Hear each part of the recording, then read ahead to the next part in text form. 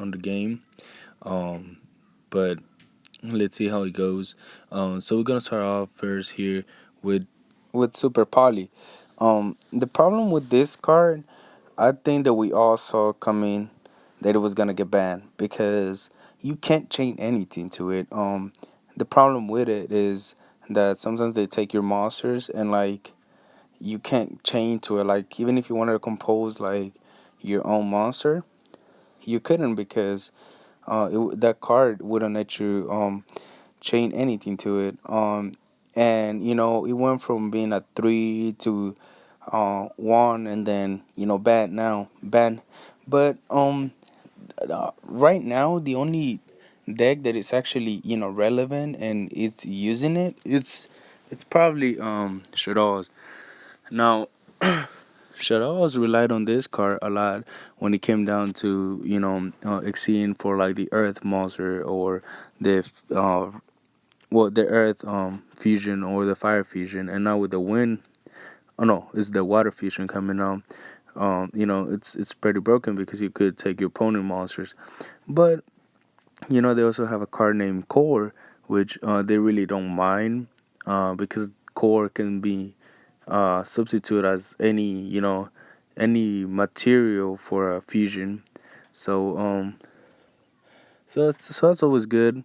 The only problem I think is well, not problem, but it's actually good. It's gonna slow down the deck a little bit, because they can fusion summon on their turn up to like twice because of shut off fusion, and shut off fusion, and if they have super poly. But most of the time they would have set the super poly and just use it during your turn. But yeah, so super poly goes from being limited to ban. Now, second, we have artifact mortal tech. Now, this card, I actually believe that it was, it worked its way to be banned because it was way too broken. It was like I personally never liked artifacts just because of the fact that it's just a big bandwagon. Like everybody hops on it because they can basically emerge this archetype with like almost every deck. Just like Shaddolls. Like Shaddolls are really good, but it's getting to the point where people want to mix them with everything. Now, I believe the artifacts, that was the purpose of it, to mix it with other archetypes. But um, Mortec is just too broken, especially with Sanctum. Like you get like if you MST a Sanctum and and they change Sanctum, and now you special summon Mortec. Now I believe you get to pop twice.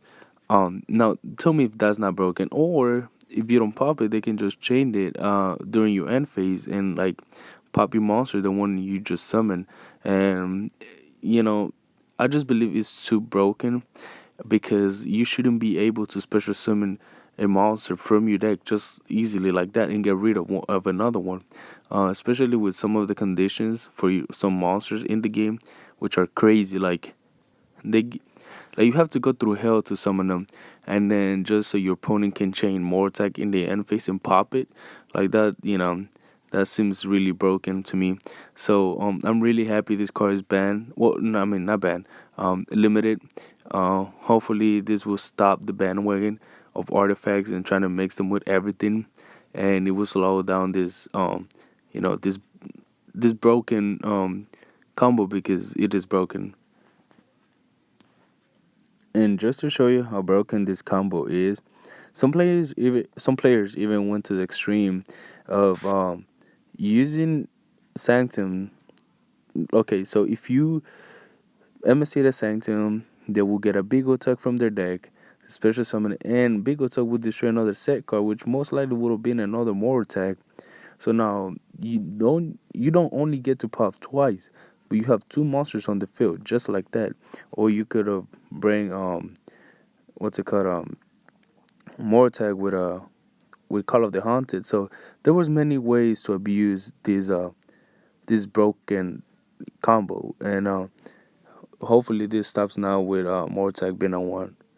So yeah, Mortag goes to one. Now up next we have the return of Dark Strike Fighter.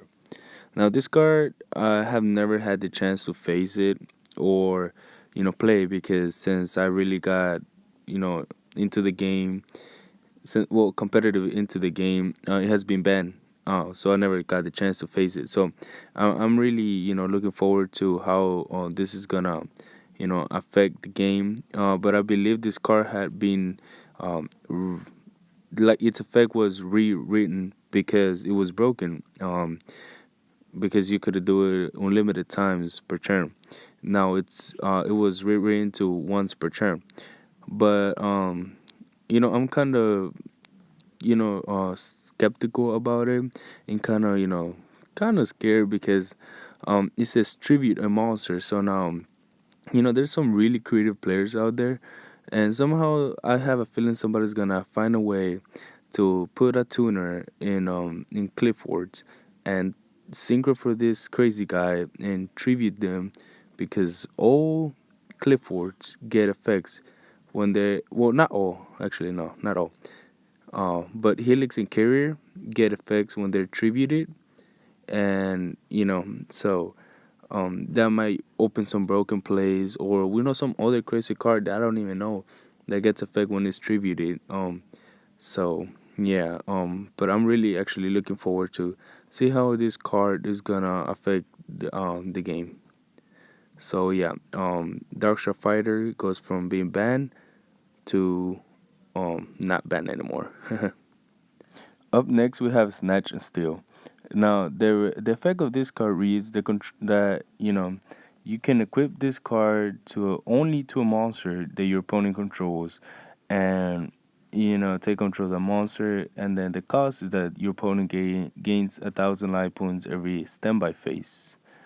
Every time is there standby phase. Now, I don't know why it was banned in the first place. Maybe there was some crazy combo going on because, like I said, this card was banned way before I got into the game.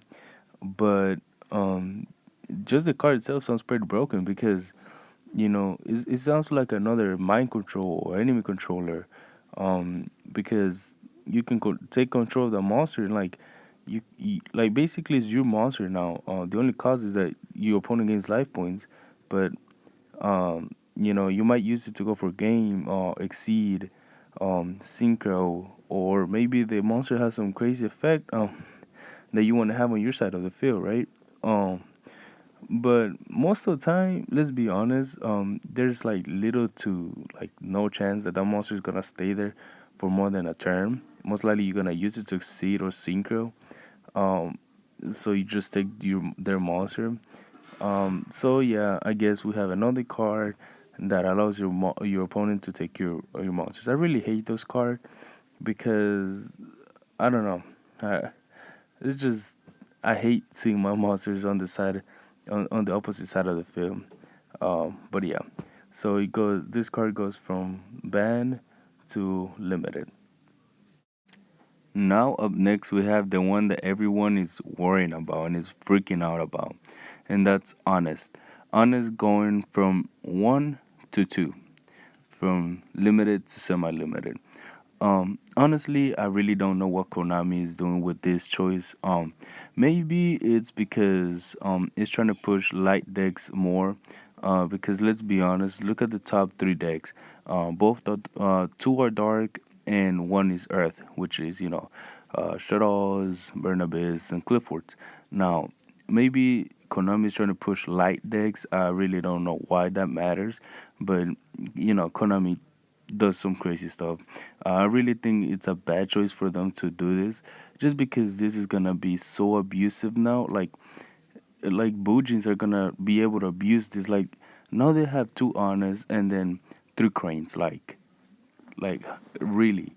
Um, I don't know if it's to push Boojins or just light decks in general, but I really disagree with this. But yeah, honors going up to two. Now, up next we have Goyo Guardian. Now, Goyo Guardian has seen some play. The prices has gone down because the reprints and all that. um but I think that since now everything floats, I think Konami is trying to, kind of send a message like, okay, you're gonna get pluses from your monsters, for example, Burn Abyss and Shadows, but as soon as they hit the graveyard, they're gonna come to, to your opponent. Now, if you play like Soul Drain or something like that, that's even a better combo because you can attack the monsters, they won't get effects, and you get them on your side of the field. So that's always good. So it's going up to two. I really don't see Goyo Guardian making a big impact on the game at two. I just really don't. Um, but yeah, it's Goyo Guardian up to two. Now another one that's creating a lot of controversy is Darkhole going up to two. I actually always thought this card was broken, and I've never imagined this card going up to two, just simply because since I started playing the game, Dark Hole when it was at one, and I never ever thought this card would ever go up to two, but it did. Now you can play a Regeki into Dark Holes. How like you have so much monster removal, but I guess this is kind of fair for the other decks. I mean, the top three decks are just full floaters. Like Clifford's, it's a basically soul charge, a free soul charge every turn. Shadows, they plus out of their monsters been sent to the graveyard, and so does Burn Abyss. So so I guess everything floats nowadays. So I guess this is kind of, a good, a good what's it called? A good thing for the smaller decks, that helps them have more of a chance against these bigger decks. So Dark Hole goes up to two. I don't know what kind of message, I guess, or it may be Konami trying to um control the format. Actually, people thought Bandit was gonna get hit, but it didn't. Many skill drain, many of the cards that people got thought it was gonna get hit didn't get hit, and I actually thought this past format was really balanced. So I guess Dark Hole and Regeki are gonna make this coming up format even more even more balanced. So yeah. Now, for the last section of this video, we have five monsters.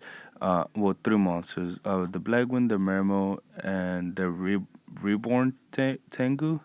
Um, and then you have Reasoning and Transformation Prophecy. These cards were either banned, semi-limited, or limited. Now they're all at three. Um, Black Winds are irrelevant to the game now. Mermills are trying to make a comeback. Hopefully, this helps them, come back because Mermos have always been a good deck. It's just like prophecies, uh, they have its moments, and they had their format too. Now, Reborn Tengu, I really don't know how would that work. I guess it's just another floater.